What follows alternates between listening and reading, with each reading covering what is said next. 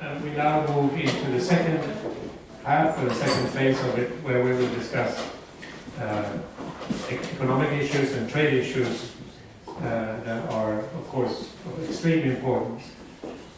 We have seen, as I mentioned earlier, that there is a slight tension between the United States and well, not a slight tension, but a lot of tension between the United States and China. But there's also some tension between the United States and Japan because of the trade issues.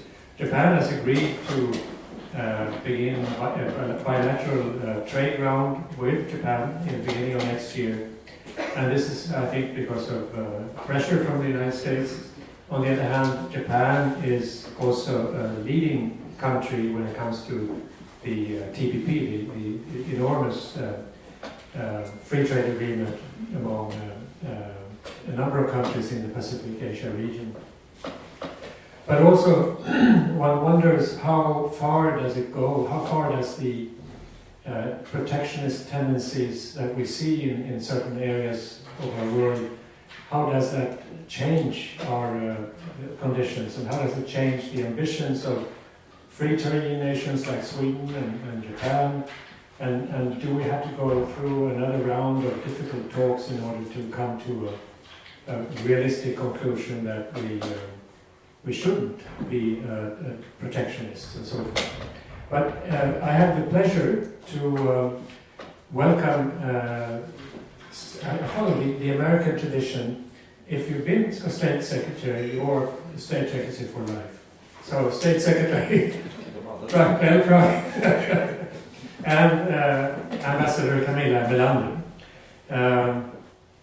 Both of them are very experienced diplomats with a lot of knowledge about these issues, and they will now say a few words about issues that we are here to discuss. And then afterwards, there will be some comments and questions, and also from comments and questions from the audience. So I'm very happy to see you both here. And Camilla, would you like to start by coming up here to the rostrum? If you like, you can also, yeah. And then that will be followed by State Secretary. Well. Yes, we are seeing very protectionist tendencies from the United States and elsewhere, and we're also seeing, of course, what's happening with Brexit, and this is very troubling for us because the Great Britain is one of our largest trading partners, and if there would be a trade war between China and America, it would affect us greatly. China today represents 30% of growth in Asia. And it has become our largest trading partner in Asia, but Japan is a very good second, so therefore also Japan is very important to us. But Sweden and Japan are beacons of free trade. We are a small country who have always been trading. We're not afraid of competition. We think it's good for our companies. And therefore, we are very, very happy to see that the free trade agreement was actually discussed yesterday in the European Parliament, and there was a big majority for a yes. And it was also discussed in the Japanese Parliament on November 29th. So it means that this agreement will enter into force already in February, which is very, very soon. And it is actually our most comprehensive free trade agreement, and it will actually mean that 97% of all tariffs on exported goods from the EU to Japan will be eliminated, and 99% of the goods exported from Japan to European Union will also disappear. And on top of that, also the agreement also is dealing with a lot of non-tariff barriers. So this, of course, means that we can really expand trade between our markets. And what we are predicting is that the free trade agreement will bring about substantial growth and jobs in the European Union, as well as in Japan. We think that the economic partnership agreement will increase exports from the EU to Japan by 13 billion euros per year, and it will create 400,000 new jobs as a result. And just as a comparison, we entered into a free trade agreement with South Korea a number of years ago.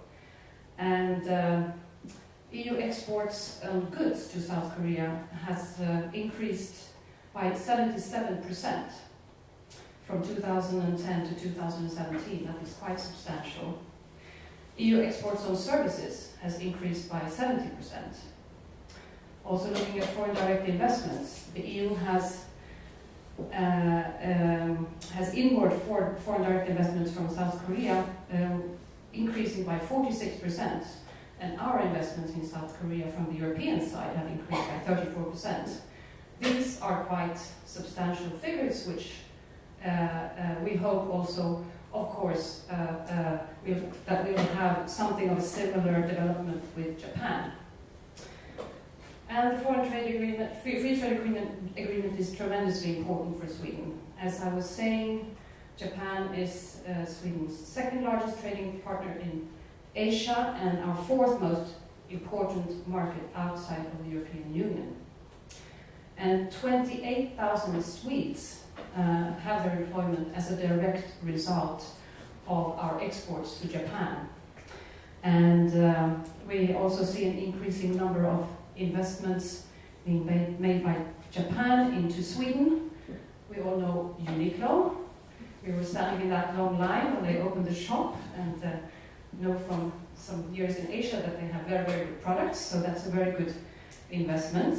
We also know that maybe more of the theme of acquisition, but Hitachi is very interested in buying power grids, ABB. We're talking about quite a large acquisition, I think equaling 64 billion Swedish crowns.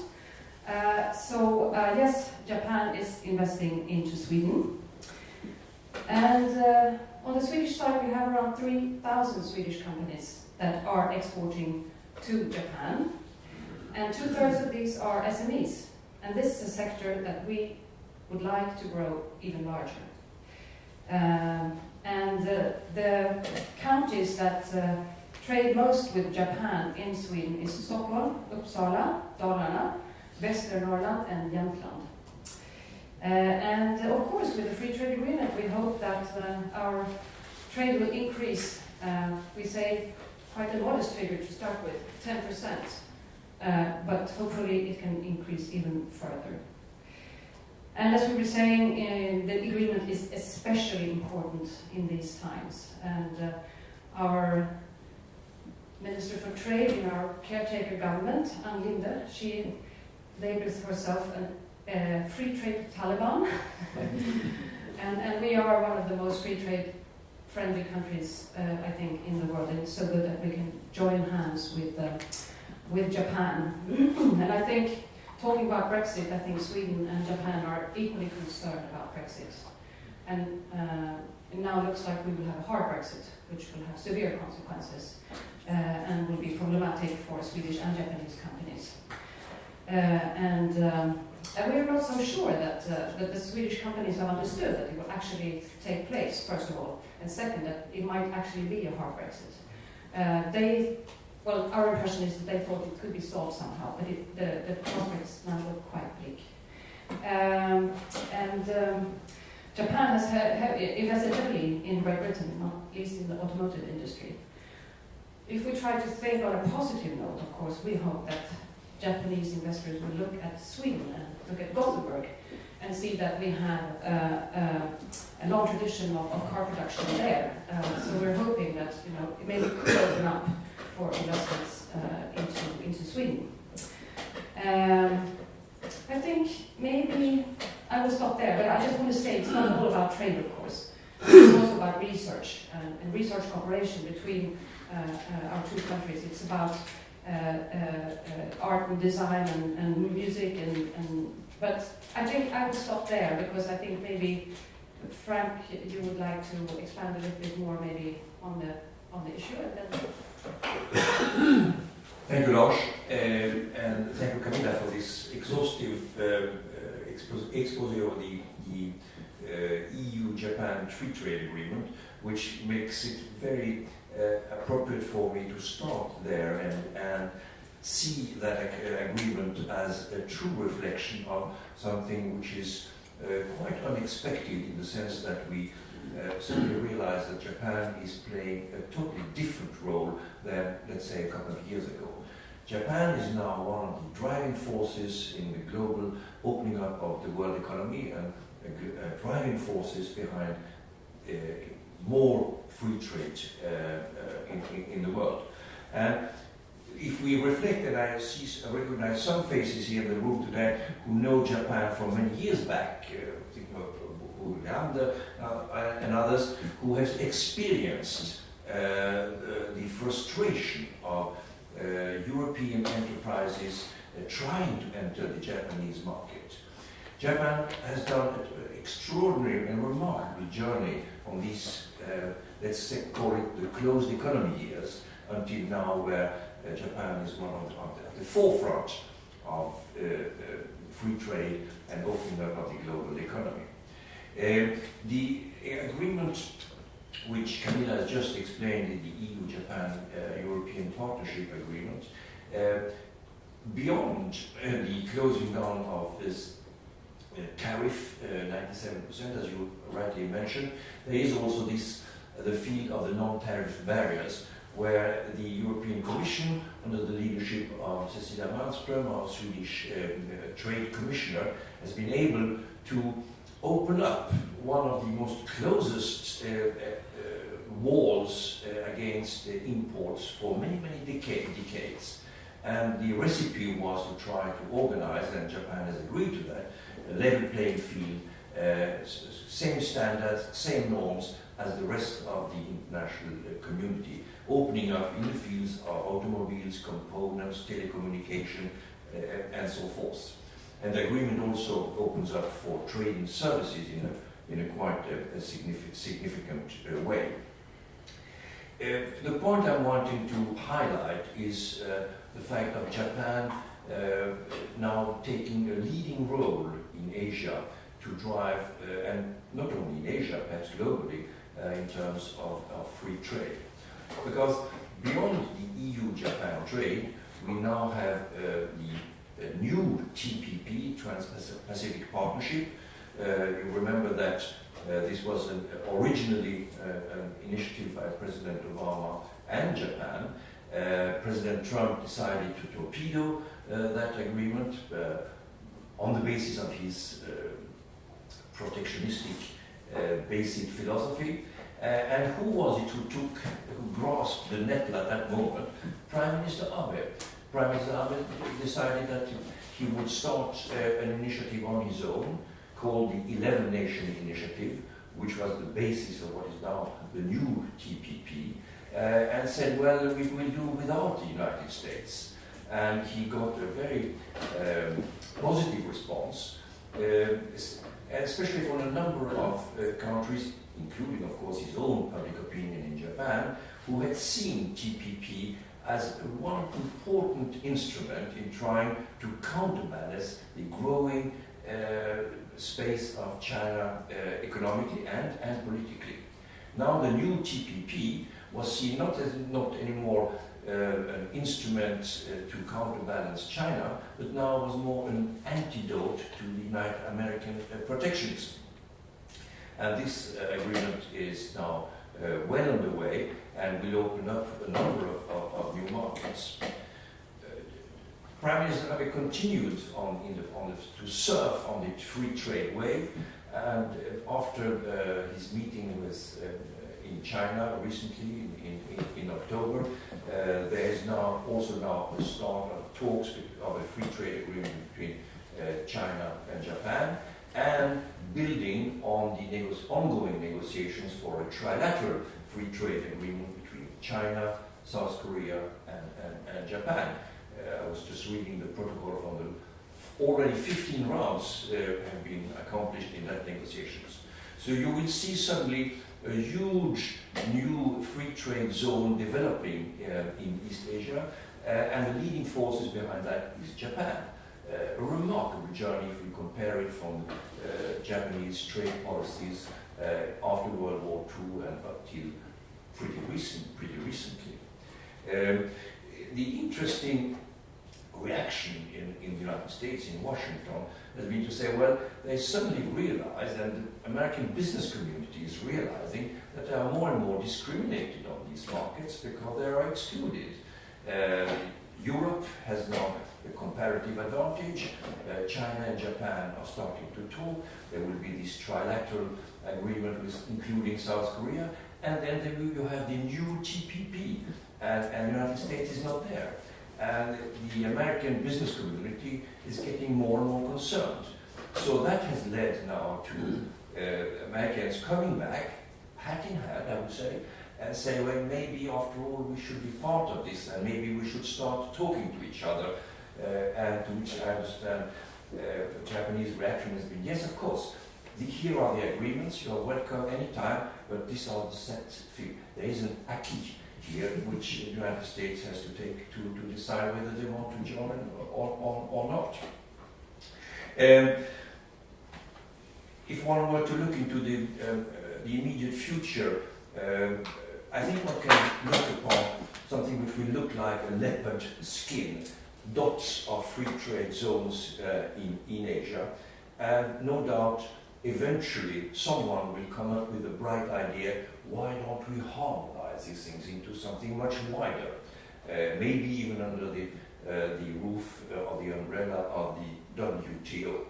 And I wouldn't be surprised if it would be Japan who would come up with that bright idea and drive further the free trade gospel and the free trade zone for Asia, and then now, of course, including as well Europe, and one day, I'm sure, because the American business community will not suffer to stay outside and be excluded, will also eventually join it. And that would be my take on the present picture, Lars, and seeing a dramatically new role for Japan in the making of a more free trade world. If I can immediately follow up with what you mentioned towards the end, the WTO. President Trump has threatened to take the United States away from out of the WTO. At the same time, there have been some talks and agreements on reforming the WTO recently. Do you see that Japan can take an active role in leading reform activities or a reform movement of the WTO? Where do I push? Here? Var ska jag trycka någonstans? Thank you. Yes, of course. And actually, as we speak, this process has started. And you have now the talks between the EU, Japan and the United States. A dialogue is now started, and suddenly the Americans are realizing that if they want to be part of this grand vision I was trying to explain, they must play ball also on the question of the WTO reform, which actually is the making of the United States, because it's because the United States has been blocking the dispute settlement institution of WTO that suddenly people are realizing something must happen. So Europe and Japan have been very concerned and very worried about it, and have taken the initiative to start discussing, to which the Americans have decided to join in those talks. So we have now the trio talking about this, and I would hope that it would be possible eventually, under the pressure especially of the American business community, which is trying to convince the White House that it's in America's interest to play ball here. And where does China fit in? Where is China a constructive partner, or will they try to put a wrench in? At this moment, they are not part into this triangular dialogue, but no doubt, of course, China being a growing trading force will have to be included at some point. And you are right, you were saying, Lars, earlier in your presentation, that China seemingly seems to be in the camp of the free traders, but it's a very selective free trade. And I don't think they quite have understood the spelling of principles such as reciprocity, especially when it comes to the field of investments. It's double standards very much. So China will have actually also to play ball in that respect. And also when it comes to state subsidies, intellectual property, technology transfer, and forth, China is playing on another ballpark. And Camilla, you mentioned that both China and Japan both China and Japan are very important for Sweden.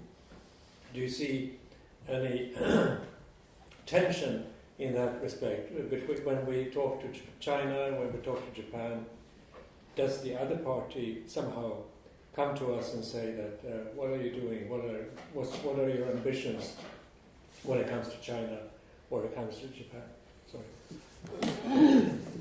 No. Are they playing ball with us? Are they playing ball? Well, I think what we're trying to do is we're trying to play ball with both China and with Japan.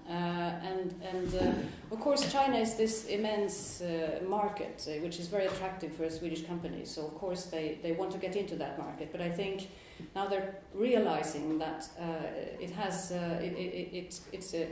a costly endeavor. Because just as Frank was saying, you have to give up your IP rights, and it's not a level playing field. And when it comes to investments, I think this has made some Swedish companies a bit hesitant. I think in general. I mean, the business climate in China and Japan are so different. I'm not saying it's an easy business climate in Japan, but I think the Swedish companies, they know that Japan is a country that follows the rule of law, IP properties are being protected, and now with the free trade agreement, I think it will be very appetizing for Swedish companies to look even more into the Japanese market. It's not that we're not there. We have 150 companies established in Japan and active. But I think now with the agreement, they will look even more into the Japanese market. Sorry, yes. Maybe I could add to echo and to strengthen the point just made by Camilla. I've been participating last year and this year very much in the preparation of the Swedish-Japanese 150 years anniversary, and thereby coming in contact with a number of Swedish enterprises, either already present on the Japanese market or wanting to enter. And the enthusiasm, which was your point, was visible and tangible.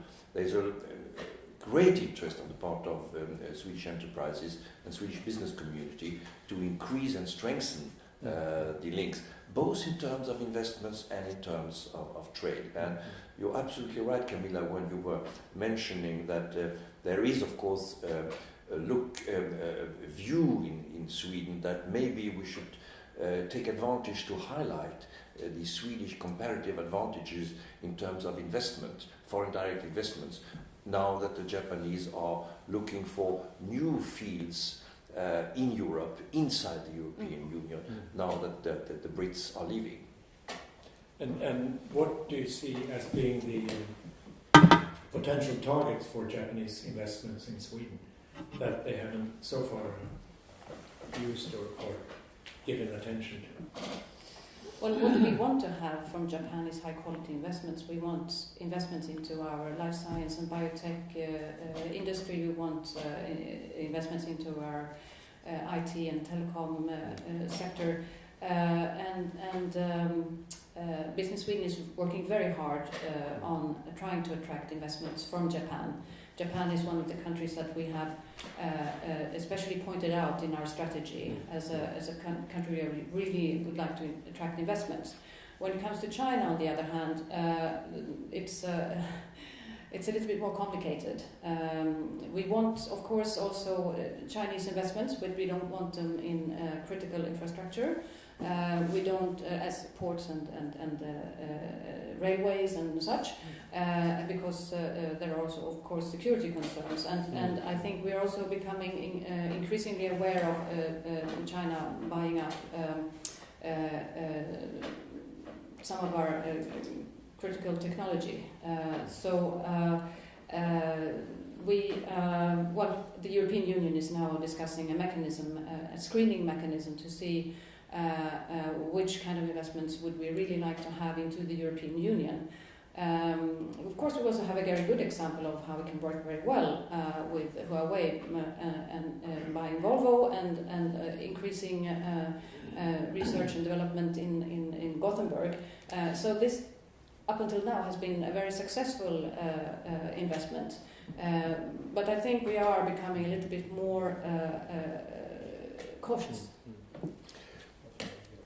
And to Camilla's list, I would add also the extremely interesting prospects of batteries, where you have the Japanese technology now on its way to plant in Skellefteå, and some tests first in Västerås in conjunction with ABB. And that's a very interesting, since we are both Japan and Sweden are so much geared up to sustainable development and climate change, which, by the way, which is a new phenomenon, is now part of the European Partnership Agreement, EU-Japan. It's the first time that two countries in such an agreement actually also decide to join hands in terms of working for the implementation of the Paris Climate Agreement. And so electricity in cars, batteries, is a very nevralgic point, and here there will be a Swedish-Japanese cooperation, which is very promising. Sweden and Japan are two countries that are very much advanced when it comes to technology, but there's one field where we seem to lag behind, ages behind, and that is when it comes to trains. Why do our trains not function, and what is it that Japan does that you can set the clock? I mean, the Japanese trains, they don't not only leave on the minute, they leave on the second, and we don't even leave on the week sometimes. This is a very sad story, and I do remember when we took the train, you and me, Lars, to Fukushima, and we were meeting early in the morning and traveling with Shinkansen, and I was very tired. I went through the ticket control machine. I forgot to pick up my ticket because I was a little bit drowsy and tired. And then I suddenly saw all the other passengers standing up with the tickets in their hand, and I was like, oh! And there was like 2 minutes until the train was leaving. You went with me, you talked to somebody, of course in Japanese, and they said, oh yes, it's this ticket machine. Within a few seconds, they had brought out the ticket, we sat down on the train, coffee was served and green tea, and everything was so clean. I mean, it's different worlds. Yeah. I cannot say why we're not making investments into high-speed trains in Sweden, but we are not. I know that we know that the Chinese are interested in doing that, but unfortunately, this sector has been on a sharp decline. Well, I was recently visiting China, or Beijing, and I had a similar experience. I hadn't paid enough, and my card disappeared into the machine. And somehow I managed, with the help of the person employed there, to get the thing out again. But it wasn't exactly the same politeness, if I may say so. But another field, I think that, at least you often hear the name Medicon Valley, and it seems that there's a Danish-Swedish collaboration there. Do you see, when it comes to Japan, for instance, do you see when we are looking at Japan that there is a competition with other EU countries that somehow complicate matters for us? Or shall we always have this EU hat when we look at Japan? Or shall we also have the nationalistic hat? Is there a conflict between? I mean, there are certain areas where we don't compete, and certain areas where we certainly compete. But do you see that other countries are ahead of us, or are we ahead of other European allies? I think we should put the nationalistic hat on, especially when it comes to trade. All other countries are, so yes. But of course, when it comes to collaboration such as European Spallation Source in Lund or the Max Lab 4, where we want researchers from not only Europe but from Japan to collaborate in research projects, then of course we should do that jointly. I think we are very strong when it comes to the pharmaceutical industry, and so is Japan. And we're facing common challenges. We both have aging populations, and aging populations that live longer, and dementia is a big problem in Sweden as well as in Japan. And I know that there is a lot of cooperation in this area between our two countries, and the healthcare sector has actually been quite successful in Sweden in exporting to Japan, and vice versa. I think in Japan they have gone even further in trying to integrate robotics into taking care of people in old people's homes. I just read a survey that was done in Sweden. 38% of Swedes think that AI is something very good and robots and so forth, but they should stay in the workplace. They should not be taking care of elderly, and they should not take care of children. And that was something that I just saw that was some seminar, workshop in Tokyo with the Swedish embassy, and the idea was that robots would actually also maybe not take care of, but at least surveil children in kindergartens. I think for us we're a little bit behind, but in Japan they make the robots so cute, so maybe we can.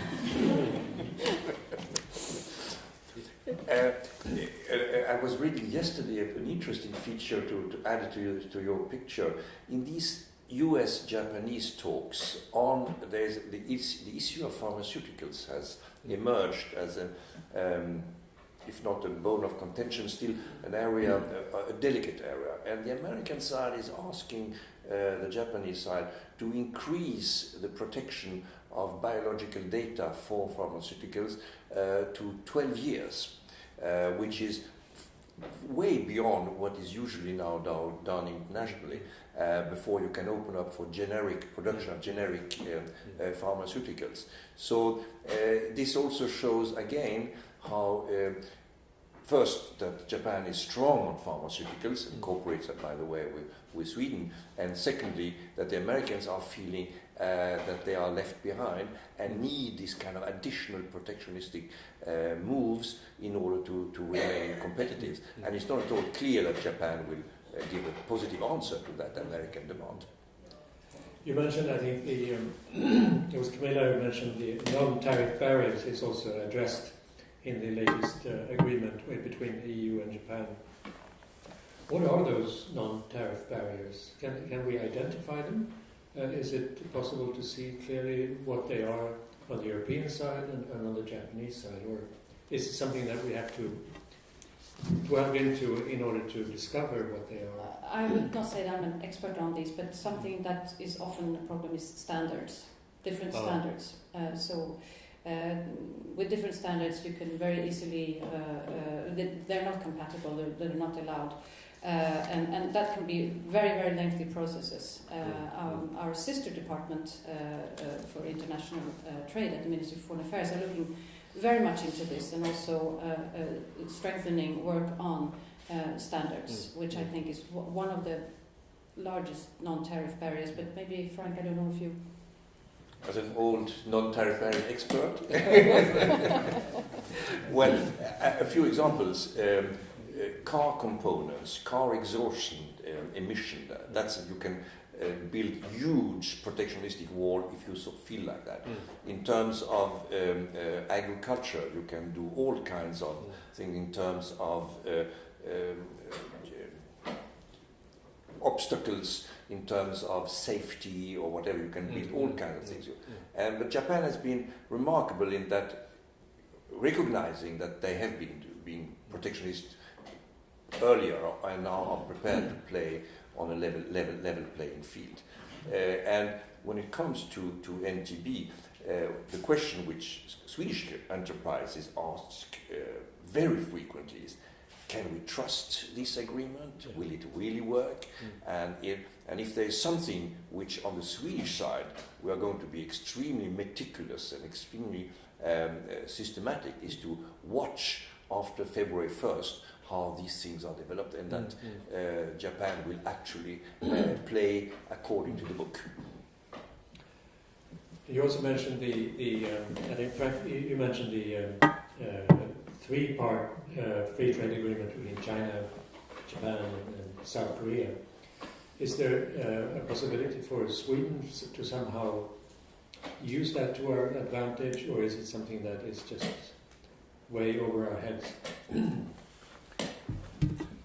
No, I don't think that we will be asked to participate in some way, but we are covered already in the sense that we have the EU-Japan agreement and we have the EU-South Korea agreement, and most probably we will see how these triangular work and to what extent they will be forced under the WTO rules to have to apply to at least some of the decreasing trade obstacles will have to be applied to others as well. Remains to be seen. We had a title for today's talk, is the economy Japan's stick? And I think you've mentioned already the important role that Japan is now taking on. But is there any other aspect that we have to look at when it comes to Japan's economic strength that we should underline or somehow remember actively? Maybe I know it's a very far-fetched question. No, I think it's a combination of Japan being the third largest economy in the world with its soft power. I think that combination makes Japan so interesting for us, and also that we share a lot of common values on free trade, on rules of law-based system, on democracy, and so forth. So I would say it's this combination. I mean, you have countries that are very strong economically, but they lack the soft power, and I think Japan has made the perfect combination of the two. I was going to say more or less the same thing, in the sense that it's the sheer weight of Japan. Numbers. There's power in numbers, and Japan has therefore quite an attraction, combined with the values you were mentioning, makes it a very attractive model. And you can see it also reflect this, what I'm saying, this point reflected in the way the United States is reacting to Japan now moving into the free trade, on the free trade track, and the United States suddenly being excluded from these very juicy markets. And wanting actually to come back in some way to be included. I think we have plenty of time, but I think there's time also to move for the audience and Mr. Mellander, you can take it. Yeah. You want this mic? No, I don't know if I need it. No, come on.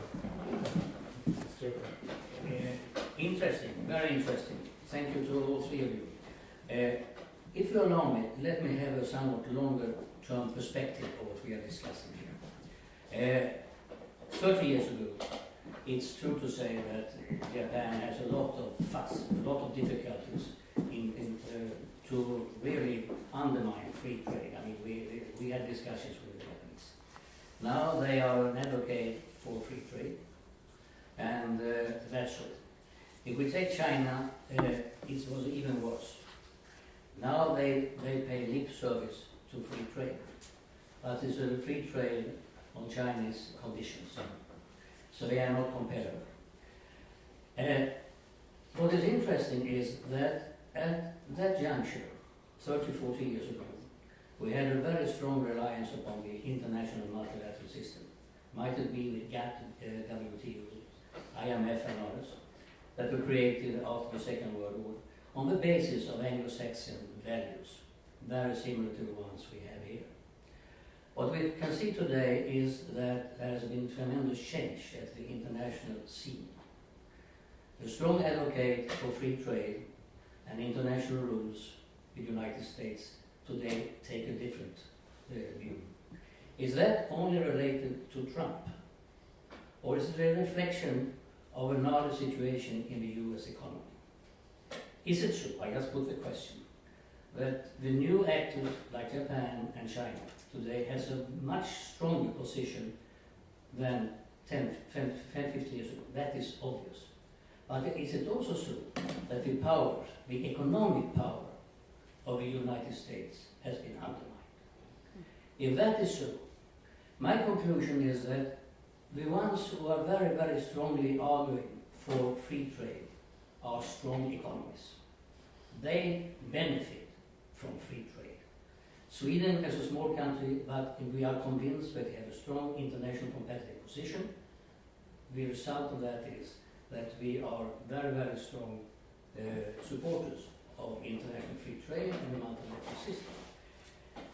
Now, is that if that is changing, you have of course different ways of solving this. One is all this kind of bilateral agreement with the European Union. I think that's fine.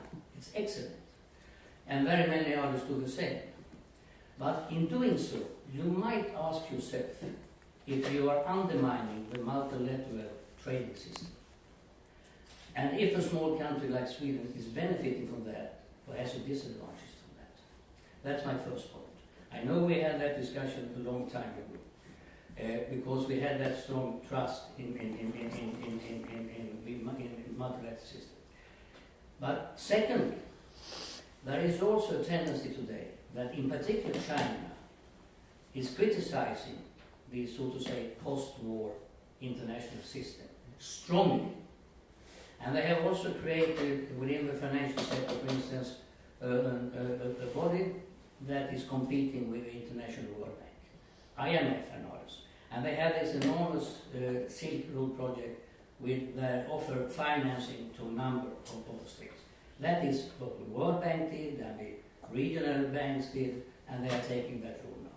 So my second question is, if this will continue, what will happen to the value on which the new multilateral system emerging will be based? Will it still be based on the old Anglo-Saxon system, or will it be reflecting the values of an authoritarian character that we find in China? Because that model is attractive for a number of countries. Or will Japan, with this particular model, play a role?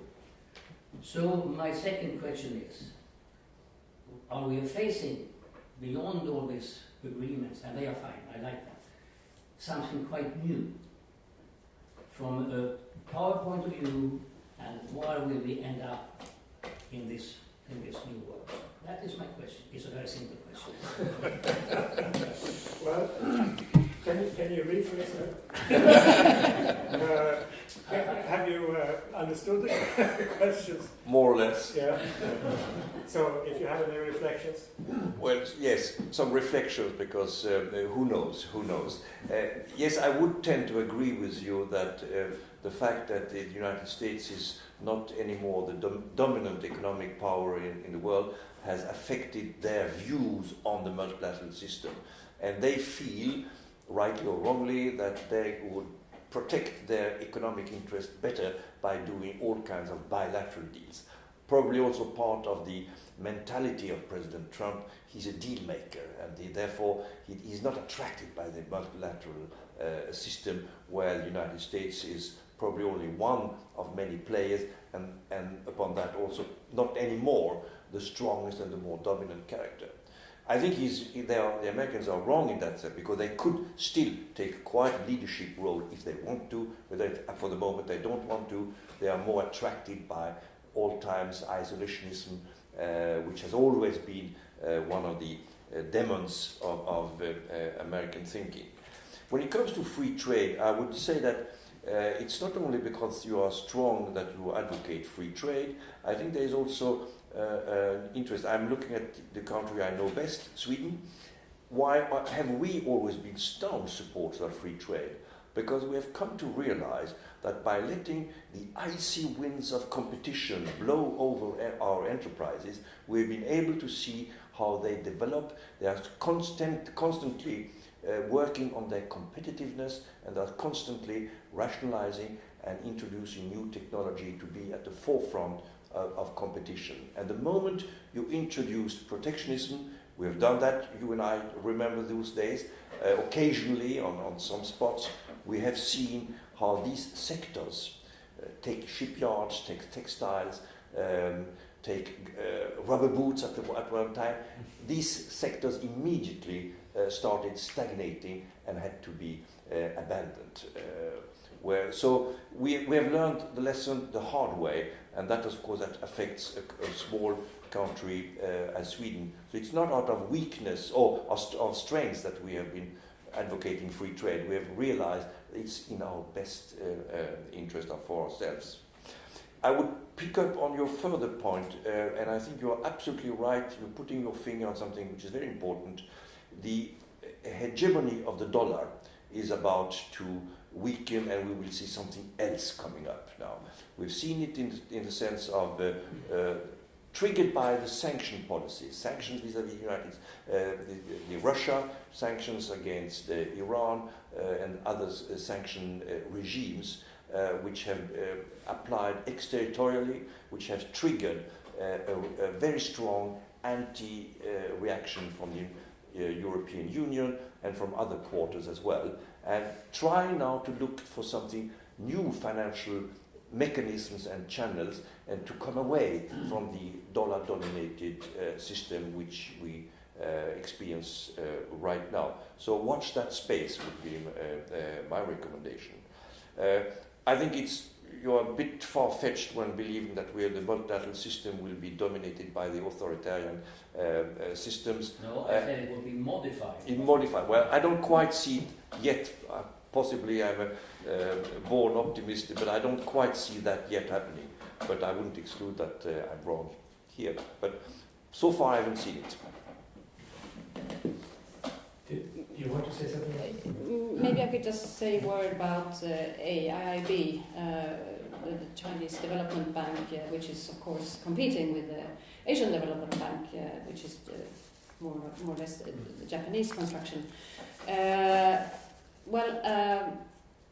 AIB was constructed to finance the One Belt, One Road initiative, more or less. And I think a lot of companies were thinking that they would be able to participate in this gigantic project, and that there would be business opportunities for American and European companies. We have seen that there's been very, very little in that. And 95% of all contracts go to Chinese contractors. So I think people are starting to realize that it's not so much something to participate in. I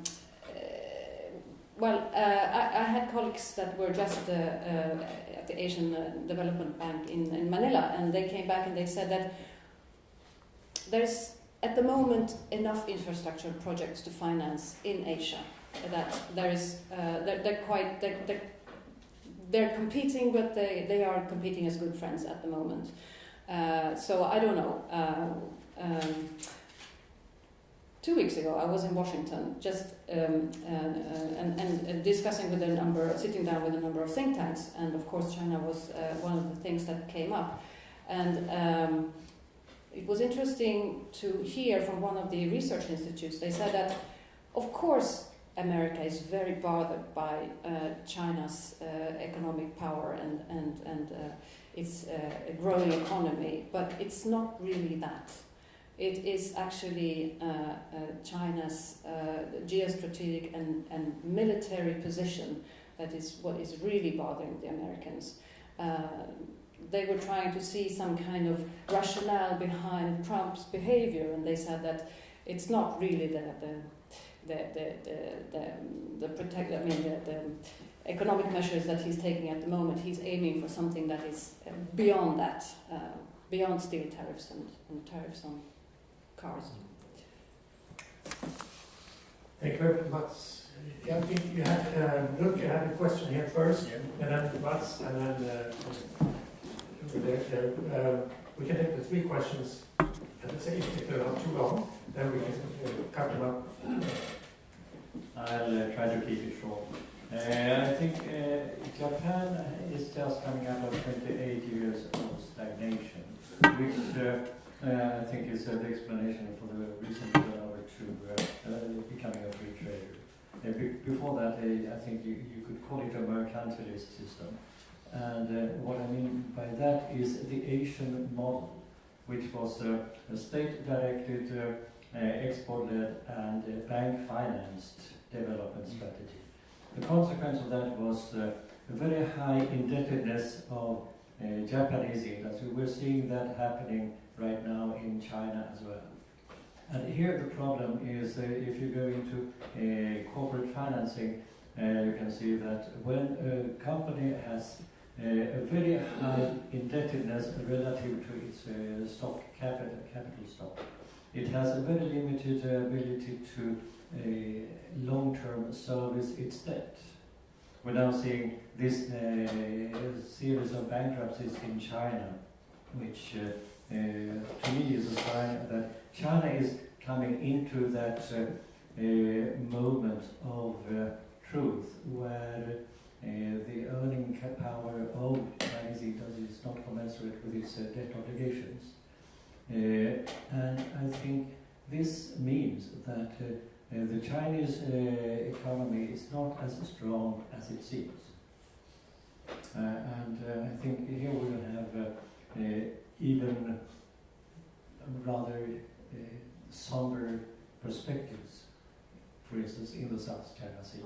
So soft power on the Chinese side might not be a very interesting, very convincing factor. If you can, that was more of a statement than a question, but I do assure that. Thank you. I'd like to address a question to Camilla. You mentioned during your presentation about this free trade agreement between the European Union and Japan, but I may have misunderstood it, but I read some rather critical articles in the media recently about part of that agreement where there is a provision, if I understood this correctly, that would allow for some really big companies to have a pre-session and being able to address their opinion on certain regulations and modifications to the agreement before those gets up to the public, which may mean that these companies will have a very big advantage to some other, call it new enterprises when it comes to making trade. Could you maybe explain this a little bit, and is there a real concern, or was that just a media hype? And also, if I may allow a quick comment on what's been discussed recently about the changing mega dynamics in the world. I think we will see over the coming, let's say, a shifting power balance globally, where there will be, in relative terms speaking, a reduction or decline in the kind of Westphalian, Western Europe, United States relative economic and financial power. And that is inevitable that we will have these kind of changes. And what worries me a little bit is that we, in some countries in Europe especially, are very slow to adopt to this. And many of the Asian economies, and Camilla mentioned an example of robotics and AI, to quickly adopt and embark on these new technologies and these new opportunities, so that we will have difficulties realizing the kind of mid and long-term consequences of this shifting power balance, be it in institutions or economy field or in the military field as well. But the question, thank you. we had another question. But if you can, do you remember the questions? Uno Svedin, Stockholm University, Stockholm Resilience Center. A question on policy coherence, which deals with not only the free trade, and the title is The Economy Japanistic. It might also be a connection with before the coffee on security, but it could also be now mentioned the technology policy, which not necessarily, together with science, goes together, or cultural types of regional or other arrangement relationships to UN. So, does they always go hand in hand, or is it so that parts of the repertoire of the policy bag goes counter to each other? Or sometimes they support, sometimes they don't. So why coherence? Thank you very much. Three very important philosophical questions. Would you like to begin? Okay, maybe I will start with Mats' question. Yes, there was quite a critical article in Svenska Dagbladet by Daniel Suhonen from Catalyst and Max Andersson, an EU parliamentarian for the Green Party, Miljöpartiet. Yes, there is such a provision in the agreement that private companies can actually, together with the European Union and Japan on each side, they can actually, there is such a mechanism that they will be able to look at this legislation, but it's also open for trade unions to look at this legislation. So it's not only private companies. So I think all interests will be represented. So I don't think that we need to be very afraid that this will be something that will only be in favor of the large multinational companies. There was also other criticism. They said there was no analysis of consequence. Yeah, consequence analysis. But actually, Kommerskollegium has made such an analysis, and also the Commission has made a sustainable impact assessment. So I think we as Sweden feel quite confident that we're not entering into something that we don't know what we are entering into. There was such a consequence analysis done in the case of CETA, but it was not done in the case of this agreement, and I think that the difference here was that the CETA agreement was very much criticized, not so much in Sweden, but in Germany and in Austria, I think.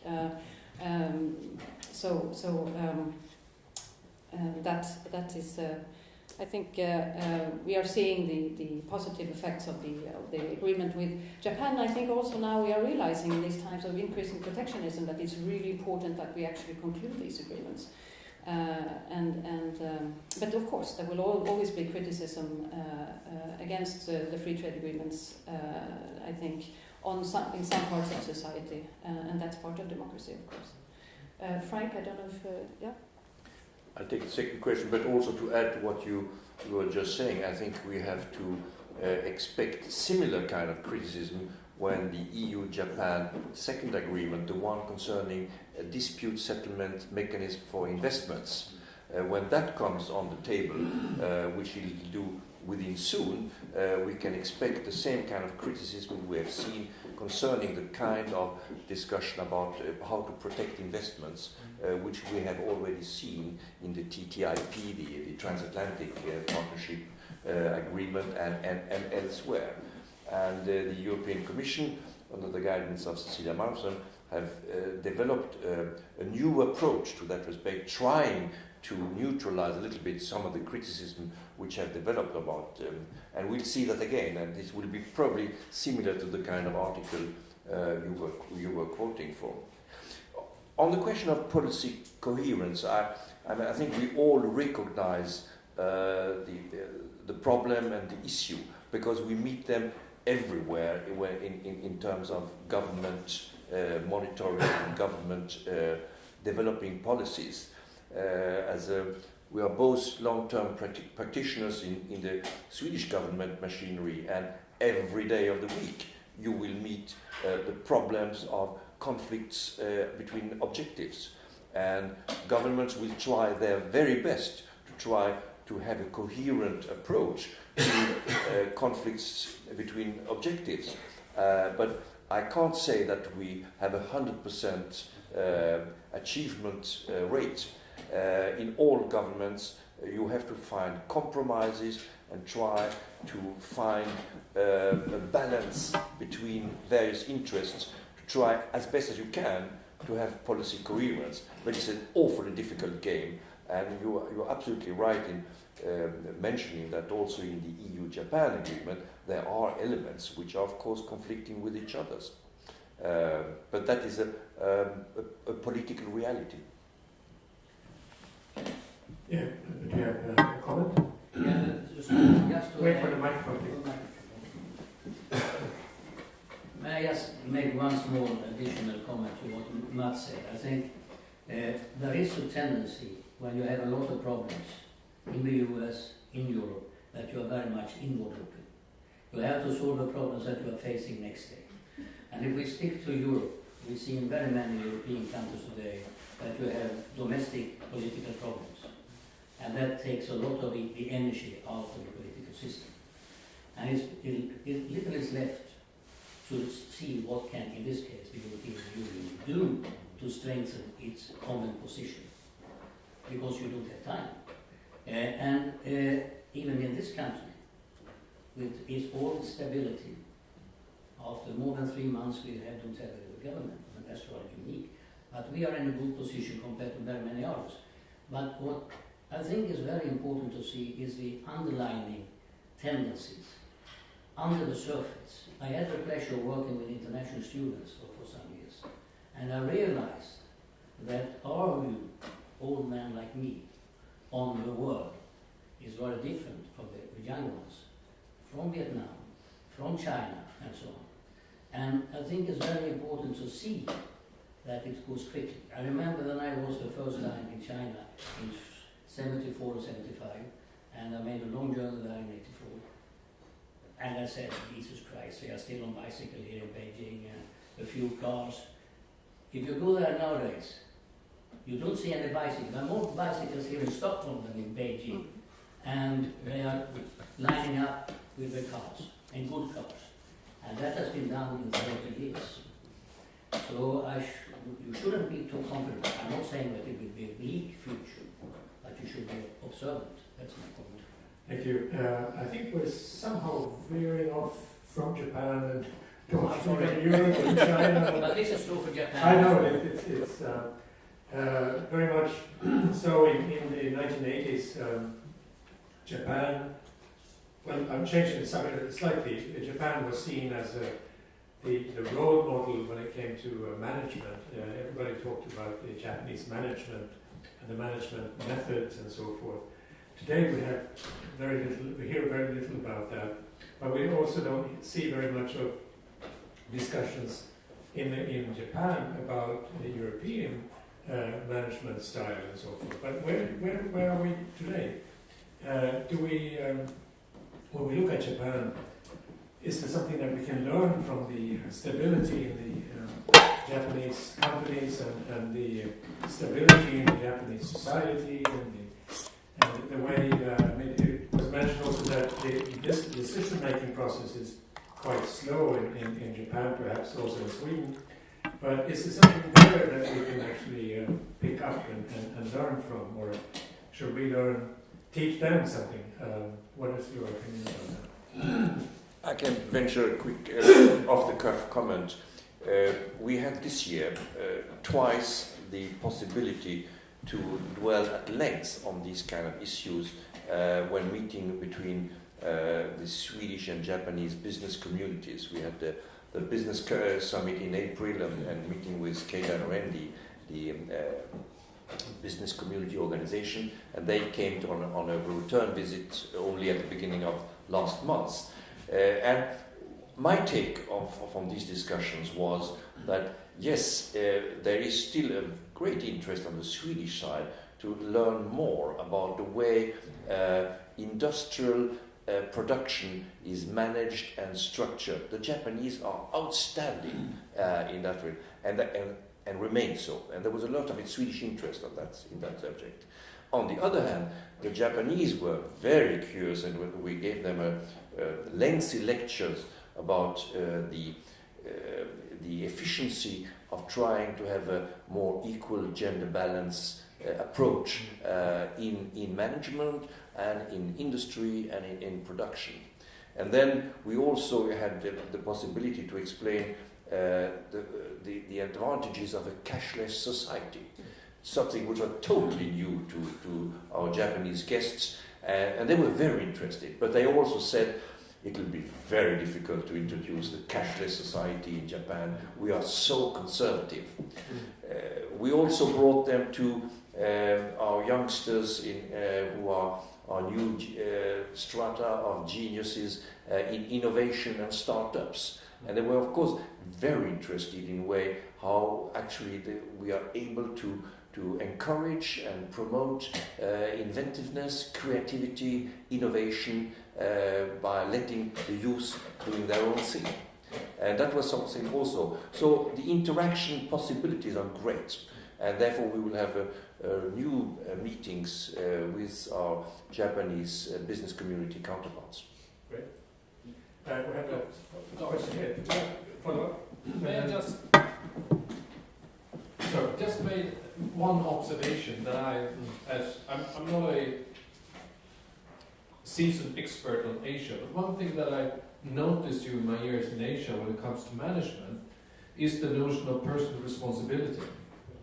Maybe this is something we could learn, where there seems to be always blame the system or somebody else instead of taking personal responsibility for something. Maybe it's gone too far in certain cultures, in Japan or in Korea, but it was very particular, and not only on the very, very top level but also on the top level.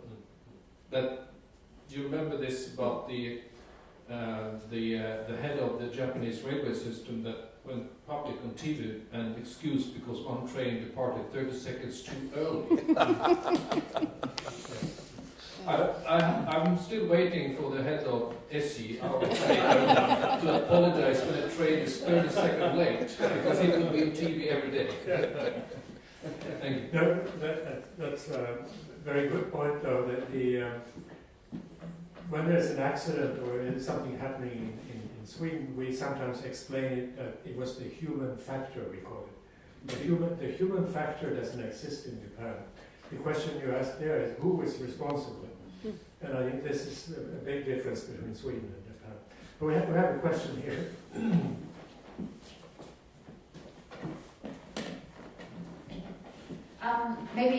Sorry, I wrote down my questions when you gave both your presentations, so I'm going to bring it back a little to the beginning of the session. But so I have two quick questions, I guess. One is you mentioned that China isn't really playing ball with us and they're not really reciprocating free trade in the way you would want them to. So my question there is, what can Japan do, or what can compared to China, obviously every other power is a smaller economic power. So what can, given China's economic might, what can we do to force them to play ball with that, I guess? So that's question number one. And the second question sort of refers more to the content of the EU-Japan Free Trade Agreement. And I think that also emerged out of the discussion here. I feel that obviously in capitalist societies, arguments about jobs and economic growth, I feel, tend to trump all other concerns, whether that's democracy, liberal values, environmental concerns. So I'm curious about whether these aspects are covered in the agreement. Like, for example, what measures are there in the free trade agreement to ensure protection of the environment? And does the agreement contain similar measures to what I think was controversial about CETA? Are these dispute settlement measurements that are sort of like outside of the national judiciary process? I'm not quite sure about, but I think that was like the idea that companies could sort of settle disputes outside of the normal legal order, which I think was what raised so much concern in Germany. And so, yeah, I'm just curious how the Japan-EU Free Trade Agreement deals with these issues and whether we can expect positive impact for the environment or no impact at all, for example. Oops. Well, let me just start by saying that 50% of our GDP comes from exports. So, I mean, it's not that it's not important. 1.4 million Swedes go to work thanks to us exporting. So it's not only a capitalist interest, it's an interest for our country that we do have a strong and viable industry in Sweden. Yes, there is a very comprehensive chapter on sustainability in the EU-Japan Free Trade Agreement. And this is the most comprehensive agreement that the EU has actually concluded with any country. So I think we can feel quite sure that these aspects, and Japan, just as us in the European Union, are very concerned about sustainability issues. So I think that we can feel at ease that these issues are taken seriously. Your question was, what can we do to counter China's growing influence? I think, well, what we can do on the European side is to continue striving for having more free trade agreements, and with this increasing protectionism, we have seen that there's been a new interest for concluding free trade agreements with the European Union. It's the EU-Vietnam Free Trade Agreement, it just has some legal scrubbing, and it will enter into force, I think, in early next year. Singapore has already been concluded since a few years back. Mexico has now renewed its interest. New Zealand, Australia, Indonesia, and Mercosur. And Mercosur is a huge trading area. So I think one of the things that we can do is to continue trying to conclude free trade agreements. So that we will continue to make sure that actually all societies will continue to thrive. Frank, maybe you want to. Well, just to add on to what you were saying about the chapter on sustainable development, that chapter contains an explicit reference to the Paris Climate Agreement, where Japan and the European Union commit themselves to hand in hand work for the implementation of the Paris Agreement. And we've seen that now again last week in Katowice. Japan and EU are at the forefront of trying to implement and realize the agreements from Paris. All of us who have been working in trade negotiations can't elude the fact that sheer weight and volume and numbers play a huge role in these negotiations. So on your question, what can Japan do? I think Japan, in the talks initiated by Prime Minister Abe between China and Japan on trade, will no doubt, influenced by their sheer weight, on the reciprocity, on the way in which China agrees to open up its border and do away with some of its selectivity, improve its record when it comes to subsidies to industry, improve its record when it comes to technology, the way to protect intellectual property, and so forth and so forth. And Japan, because it's a huge trading partner, has a possibility to influence Chinese performance in that respect. But the jury is still out, so we'll have to wait.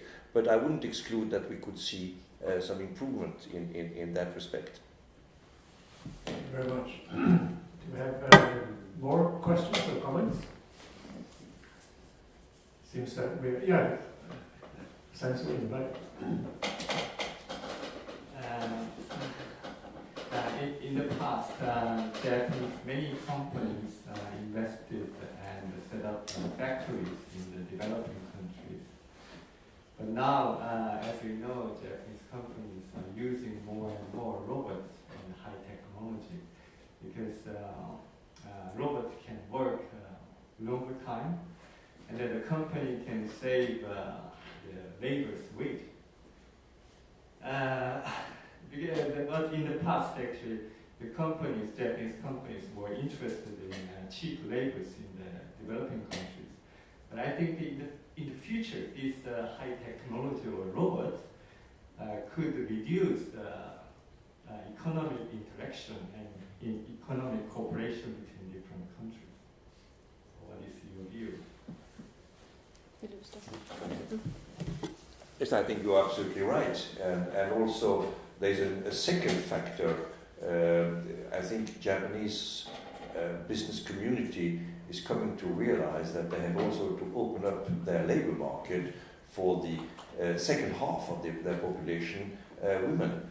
And that they are getting, and this was very clear from all the questions we got in our interaction with the Japanese business community during 2018, the various talks we had, that they are very interested and they realize the necessity from a strictly business point of view to open up the labor market for a better balance, gender balance, which will address the question of deficits in labor force, which is another feature than the one you were mentioning about developing countries and versus robots.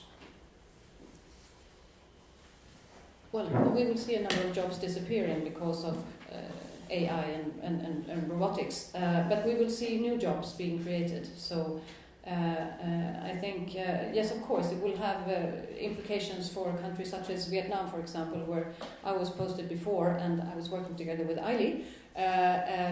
Japanese companies were investing, they were, I think, the largest investor, followed closely by South Korea, investing in Vietnam and actually giving employment to a number of Vietnamese employees.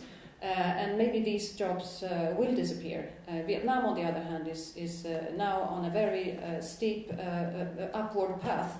It's going quite well for Vietnam at the moment, and Vietnam actually wants to get away from these low-wage jobs and get into sectors which are more technically advanced. So yes, but of course it will have implications. But we will see other jobs being created in the future. Thank you very much. Yes, Professor Carlson.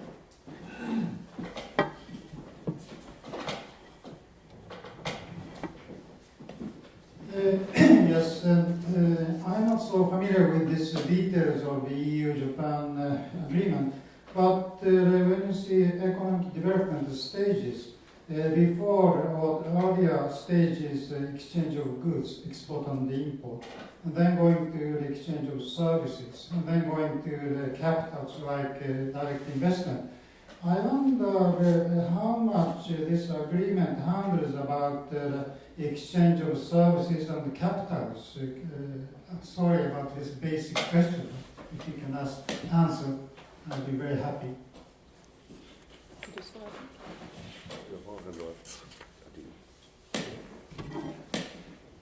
I think a quick glance at the agreement shows that services is an extremely important feature of the agreement, mainly looking into telecommunication services, architecture, financial services, which are very dominant features in the agreement. Yes, and we know by experience that nowadays trade, the border between goods and services is gradually eroded and blurred, because the two go hand in hand. The more you export and you trade in goods, the more you are forced to trade also in services with various functions which go with the goods, where you need accompanying services.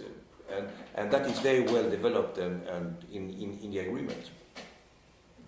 And you couldn't have done a good agreement without services. That's very clear. Thank you very much. Any more comments and questions?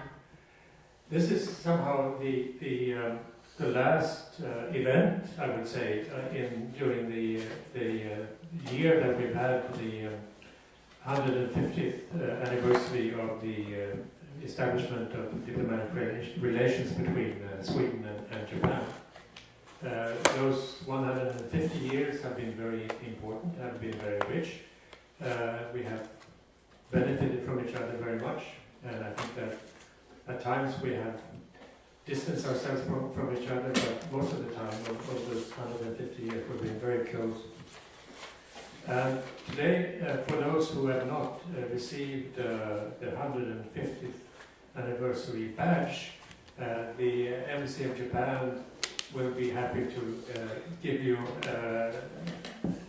a badge if you haven't received it before. So that is a symbolic award to all of you for coming here today. Yes, please. Since you're in the field of commercial trailers, can I make one addition? There is also a book which has been produced on the 150th anniversary with a lot of pictures, and the author, Bert Edström, is here. Are you still here? Yes. Raise your hand. Which wishes to be congratulated for a great book, and the book is you can acquire it if you want to by just calling the Swedish Japan Foundation at Grev Turegatan 14, and they still have quite a stock of the book, so you can have for quite a facile price. You can have something which you will spend a lot of time going through. Yeah. So if you come to the Embassy of Japan, they will provide you with that. If you don't, yeah, please, did you want? Oh no, I just. You're the one who will give it. Yeah, yes.